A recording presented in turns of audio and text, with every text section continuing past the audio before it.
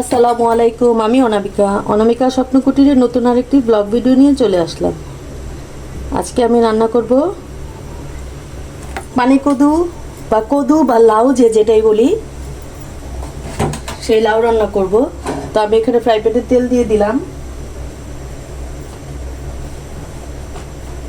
এখন আমি দিব এখানে বাটা পেঁয়াজ। যেহেতু এটা ঝোলালা তরকারি, এর জন্য আমি বাটা পেঁয়াজ দিয়ে রান্না করব। আর এই পেঁয়াজটা একটু লালচে লালচে ছিল, তাই এটা প্ল্যান করার পরে এরকম লালচে একটা কালার হয়ে গেছে। ব্যাপার না, কিন্তু কালারটা বোঝা যাবে না, ঠিক হয়ে যাবে একটু পরে যখন ভাজা ভাজা হবে। তবে এখানে পেঁয়াজ বাটা দিয়ে দিলাম, সাথে দিয়ে দিব আদা রসুন বাটা। একসাথে আমি দুইটাকে একটু ভেজে নিব, যেন কাঁচা গন্ধ ভাবটা না থাকে। একটু ভেজে নিই।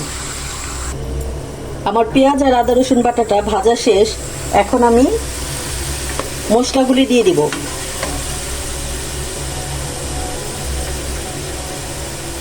যেহেতু এটা কদু তরকারি, সেহেতু খুব একটা যে মশলা দিতে হবে তা কিন্তু না। আমি হালকা মশলাই দিব। অল্প করে হলুদ গুঁড়ো দিলাম, অল্প করে ধনিয়ার গুঁড়ো দিলাম, আর সামান্য লাল মরিচের গুঁড়ো দিব। আমি এটা মূলত কাঁচামরিচ দিয়ে রান্না করব, এর জন্য আমি মশলা খুবই কম, নামমাত্র একটা মশলা, যেন সবজিটা তো একটু হেলদি সবজি, যেন এটা রান্নাটাও একটু হেলদি হয়, এটাই আর কি। এর জন্য আমি মশলা অনেক কম দিব। আমি এখন মশলাটাকে আগে কষিয়ে নিই। মশলাটা কষানো হোক, আর পরিমাণ মতো লবণ দিব। আপনারা লবণ চেক করে দিবেন।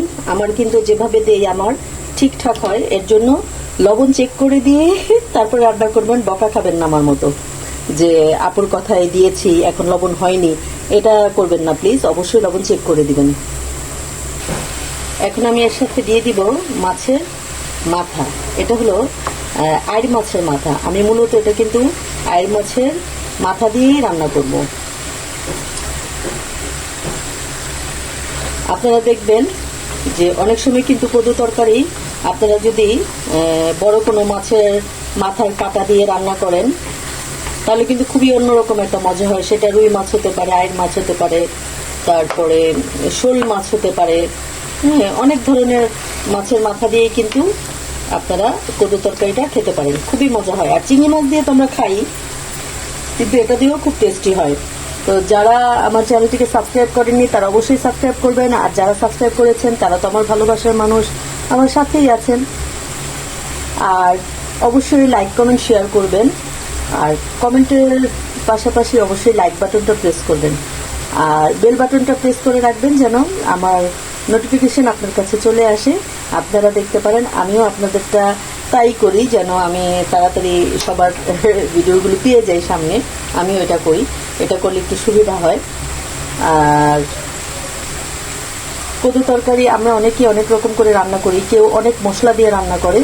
আমি চেষ্টা করি একটু মশলা কম দিয়ে রান্না করার, কারণ কদুটা কিন্তু খুবই একটা হেলদি সবজি।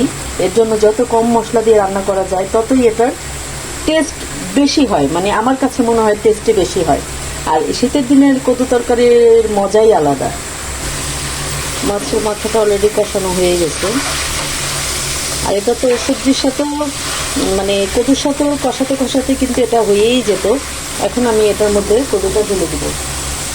আমি কদুগুলি এরকম কিউব করে কেটে ধুয়ে রেখেছি, একদম কচি একটা কদু, মানে দানা হয়নি বললেই চলে।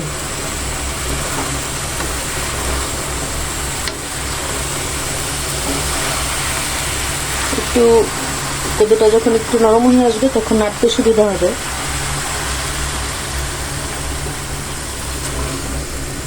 চেষ্টা করবেন কদু রান্নার সময় যেন পানিটা যত কম দেওয়া যায়, কারণ এটার থেকে যে পানিটা উঠবে সেটা দিয়ে কদু রান্নাটা যে হবে সেটা বেশি টেস্টি হবে। যেমন আমরা অনেক শাক রান্না করি না, যে শাকের থেকে যখন পানি ওঠে, পানিটা না দিয়ে সিদ্ধ করলে সবচেয়ে বেশি টেস্টি হয়, সেরকমই আপনারা অনেক সবজি আছে যেটা আপনারা যদি পানি না দিতে হয় প্রথমে, সিদ্ধটা যদি এমনিতে হয়ে যায়, তাহলে ওটার টেস্ট কিন্তু আরও বেড়ে যায়। তো এটা একটু নরম হোক, তারপর আবার আসছি। এখন একটু নাড়া দিয়ে দেখি যে এটার কী অবস্থা।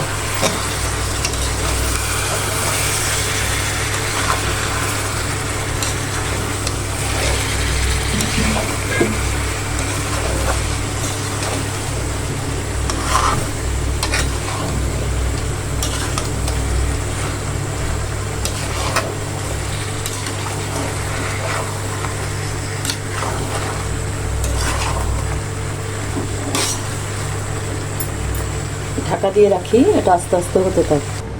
দেখি নেই এটার কি অবস্থা। পানি তো উঠছে, কিন্তু লাউটা আর একটু সিদ্ধ হবে।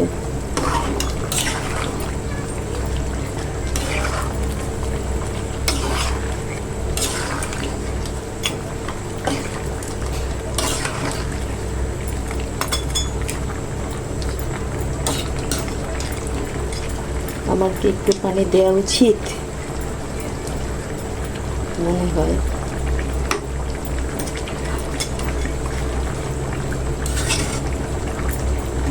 চপক দেখি কি হয়। আচ্ছা, একটু কাঁচামরিচ দিয়ে দিই যেন কাঁচামরিচের ঝালটা বেরোতে থাকে।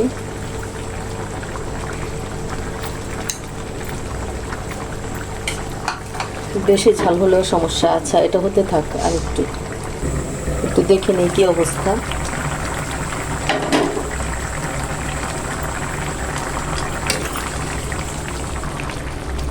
প্রায় সিদ্ধ হয়েই আসছে।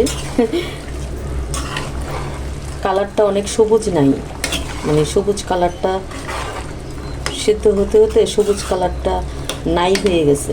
মানে লাউটা মানে কতটা কচি ছিল, কিন্তু ওই যে হয় না অনেক সময় কৃষকরা তো অনেক আগেই উঠায়, তারপরে সেটা আমাদের কাছে আইসা পৌঁছাতে পৌঁছাতে সেটার জীবন শেষ। তো আমি এখানে একটু জিরার গুঁড়া দিয়ে দিচ্ছি। কদু তরকারিতে আমার কাছে জিরার গুঁড়া দিয়ে ভাল লাগে।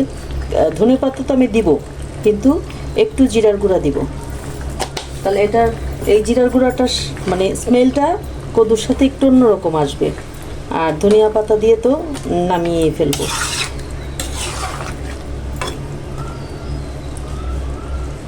কদুটা যদি শক্ত না হতো, ভালো হতো, তাহলে কালারটা অনেক সুন্দর থাকতেই এটা গলে যেত, এত সময় লাগতো না।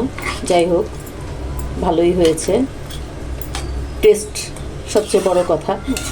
দেখতে তো সুন্দর লাগতে হয়, কিন্তু আবার টেস্টেরও দরকার আছে। অনেক সময় দেখা যায় যে সুন্দর হলো বাট টেস্টি হলো না, হ্যাঁ, তাহলে তার হলো না। তো আপনারা আমার মতো এভাবে কদু তরকারি রান্না করে খেয়ে দেখবেন কেমন হয়। আমিও আপনাদের মতো রান্না করে খেয়ে দেখবো। আমি অনেকেরটাই ফলো করি, চেষ্টা করি এক এক সময় এক একজনের হাতের মতো করে রান্না করে খাওয়ার। আমারটাও রান্না করে খেয়ে দেখবেন। কমেন্টে অবশ্যই জানাবেন আমার রান্নাটা কেমন ছিল, আর রান্নাটা ঠিক ছিল কি না, মানে আমি যা যা দিয়েছি সেটা ঠিক ছিল কি না। আমি এখন এটাতে ধনিয়া পাতা দিয়ে নামিয়ে ফেলবো। কদু রান্না করব, ধনিয়া পাতা দিব না, সেটা তো হতেই পারে না। কারণ শীতের সবজির সাথে ধনিয়া পাতা ছাড়া আমার কাছে মনে হয় একেবারেই বেমানান। কার কীরকম লাগে জানি না, আমার কাছে এটা মনে হয়। সারা বছরই এখন আমরা ধনিয়া পাতা পাই, আর সারা বছরই আমরা সব কিছুতেই ধনিয়া পাতা দিই, কিন্তু শীতের সবজির সাথে ধনিয়া পাতা না দিলে চলবেই না।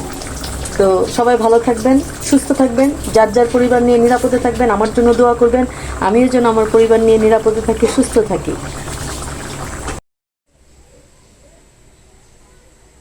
সবাই ভালো থাকবেন। আসসালামু আলাইকুম।